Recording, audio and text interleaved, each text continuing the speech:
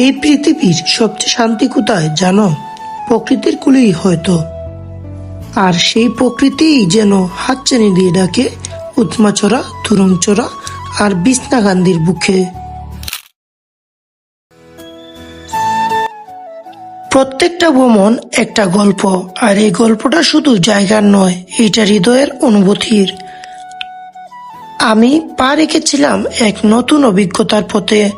আমার প্রথম hiking trip, প্রথম পাহাড়ি পথের ডাক। উৎমাচড়া, তুরংচড়া, বিছনাকান্দি, তিনটা নাম, তিনটা ধাপ। যে ধাপে আমার হৃদয় ছুঁয়ে গেল প্রকৃতির রুক্ষ অথচ অপরূপ রূপ। উৎমাচড়া শুরু হলো এক গরম সকাল দিয়ে।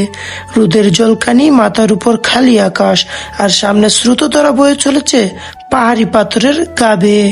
ক্লান্তিকর রোদের নিচে পায়ে পায়ে যখন চলছিলাম, তখন প্রকৃতি নিজেই যেন বাতাসে কিছু শান্তি এনে দিচ্ছিল।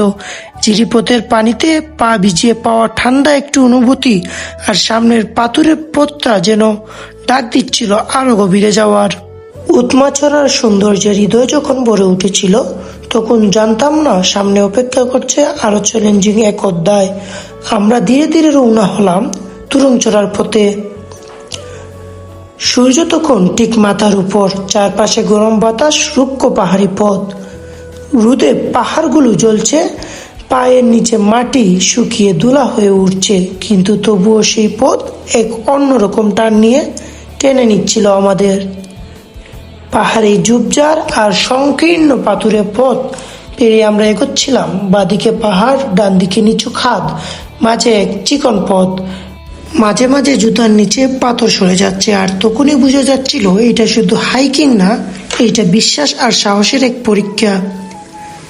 ক্লান্তি বাড়ছিল, শরীর ঘেমে একবারে ভিজে যাচ্ছিল, কিন্তু মাথার মধ্যে শুধু একটাই কথা ঘুরছিল, তুরংচড়া পৌঁছাতেই হবে।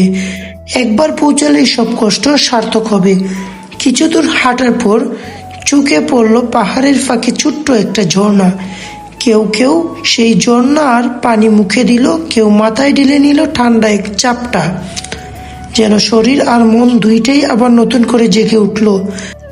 আর ঠিক তখনই পাহাড়ের কোণে দেখা মিলল তুরংচড়ার প্রবেশ পথ, যেখানে প্রকৃতি বলল, তোমরা পারছো, সামনে আরো সুন্দর কিছু অপেক্ষা করছে। তুরংচড়ার পর থেকে পথটা হয়ে উঠল আরো বেশি রোমাঞ্চকর। একদিকে উঁচু পাহাড়, আরেকদিকে পাহাড়ি জিরি। পথ আর পানির মাঝে পথ হারিয়ে ফেলছিলাম বারবার। কখনো হাঁটছিলাম হাঁটু সমান পানিতে, কখনো আবার গাছের ডালের নিচ দিয়ে মাথা নিচু করে পেরোচ্ছিলাম। পায়ের নিচে পিচ্ছিল পাথর, সামনে বয়ে যাওয়া কাঁচা পানির দ্বারা। মাঝে মধ্যে থেমে দাঁড়াতাম শুধু চারপাশের শুদ্ধতা অনুভব করার জন্য। রোদে ঘেমে ক্লান্ত শরীর যখন বলছিল থেমে যাও, তখন এই মন বলছিল আরেকটু সামনে, আরেকটু এগিয়ে গেলেই দেখা মিলবে সুন্দর জায়গার। পথ যেন শেষই হচ্ছিল না, কিন্তু হঠাৎ পাহাড়ের গা ঘেঁষে সামনে উঁকি দিল এক বিস্ময়।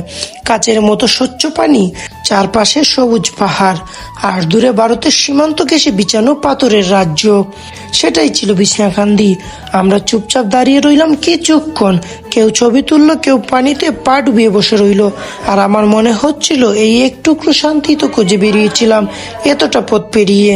উৎমাচড়া, তুরংচড়া আর বিছনাকান্দি, এই তিন নাম আজ শুধু মনে জায়গা নয়, এগুলো এখন মনে গেঁথে থাকা এক একটা অনুভূতির গল্প।